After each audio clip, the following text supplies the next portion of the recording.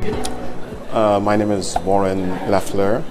I'm the regional head of our education industry. I work for Microsoft in our Sub-Saharan Africa. Okay. So tell us a bit about the status of integrated technology in the education system in Kenya and the rest of Africa in this context. So it's a mixed bag. I think we're seeing great examples of really sort of substantial innovation. But at the same time, we also see a number of countries sort of falling behind in implementing and sustaining reforms in education. And we try to think of technology as being almost an instrument of that reform process that provides almost like a foundation against which new approaches to teaching and learning could actually be implemented. A couple of examples off the top of my mind is certainly in Kenya with a digital literacy program. We're seeing not only technology being used in the classroom, but also more broadly, programs that would sustain that technology and make it much more meaningful. So support as an example, or teacher training on the application of the technology in the process of teaching and learning. Or modernizing the curricula, as we know is happening right now in Kenya, or introducing digital content. Yeah. So it's not just about a technology, but it's much more about a holistic approach towards changing education, using the technology as the underpinning that would make things more efficient, improve access, and of course improve equity across the entire system. Okay. We also see some great progress in Rwanda, sort of following the same vein as Kenya. But then, we cannot obviously admit that, everything is rosy. There are a number of countries that are lagging quite far behind, and we're hoping that these examples can help them to realize the value that they can get out of transforming education, and also to get started on the journey. Okay, so how does Kenya and of course the larger African continent compare with places like UAE and the rest of Middle East? It's an unfair comparison. Yeah. I think the challenges are we're a much larger population group. We have more intractable issues with infrastructure, as an example, and so it probably is an unfair to compare the two systems.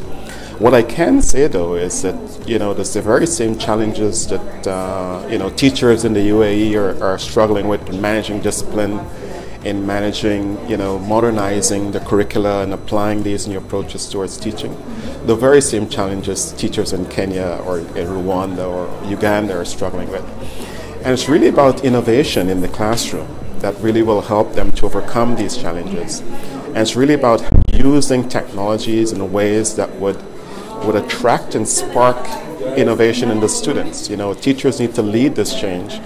And so we see this not only happening here, but also increasingly in Africa, where you've got showcase schools, you've got innovative educators, and they're grappling and solving the same challenges of keeping kids' attention as our teachers on the side of the continent. Tell us a bit more about the Microsoft Showcase schools in Kenya. How many are they? So we have an excess of I think 40 showcase schools across the continent. I think we have about 7 of them in Kenya. And they really are supposed to be these spaces where not only are you seeing great teaching practice, but also the application of technology to support innovative approaches towards learning. We like to think of showcase schools as being great examples of holistic delivery of change. New teaching practices, new application of technology in supporting learning modernization, new ways of using content, new ways of using virtual reality as an example in understanding how labs could be delivered differently. New approaches to collaboration with schools around the world. The notion of you wanting to explore, let's say, the Egyptian museums. Using technology, you don't necessarily physically have to be there, but you can certainly enable a virtual experience of that Egyptian museum or the pyramids in Egypt to enable the kids to really get an understanding of what this could mean. So we look at showcase schools as being almost centers of excellence in the innovation of learning, and supported by a rich and diverse teaching community that would enable these things to become sustainable moving forward. Yeah. There's something I've taken out of this conference. It's about the mindset. So I want you to talk to parents back at home, teachers back at home, why technology is important, especially for the students of 2030. Yeah, absolutely. So if you think about the class of 2030, and I like to talk about this in terms of the opportunity that Africa has. Yeah.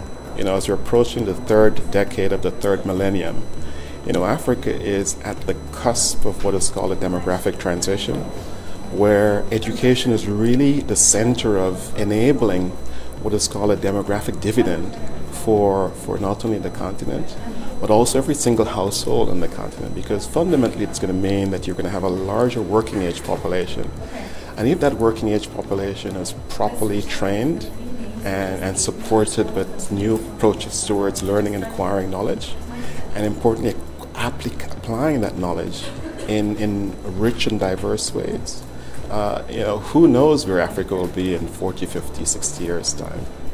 And so as you think about this opportunity that Africa has right now, you can't emphasize how much it is important for kids to be in school, but for parents to support their kids' ambitions to go and learn new things, explore, you know, the boundaries of space, and discover, you know, what all of this new technology and social media and what that could really mean in terms of them not only discovering new knowledge, but importantly applying that knowledge in new ways to create new opportunities for themselves.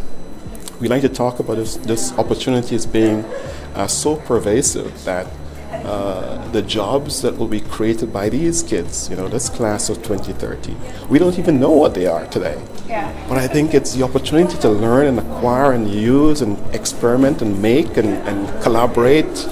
These are all the things that are exciting us. And we're certainly hopeful that as the masses of kids go through school and learn you know, how these technologies could be used, we're going to see tremendous opportunity open up on the continent that can significantly transform it in ways that we ourselves don't even know how that could turn out to be. Last question, sir. Could you kindly describe to us the modern student?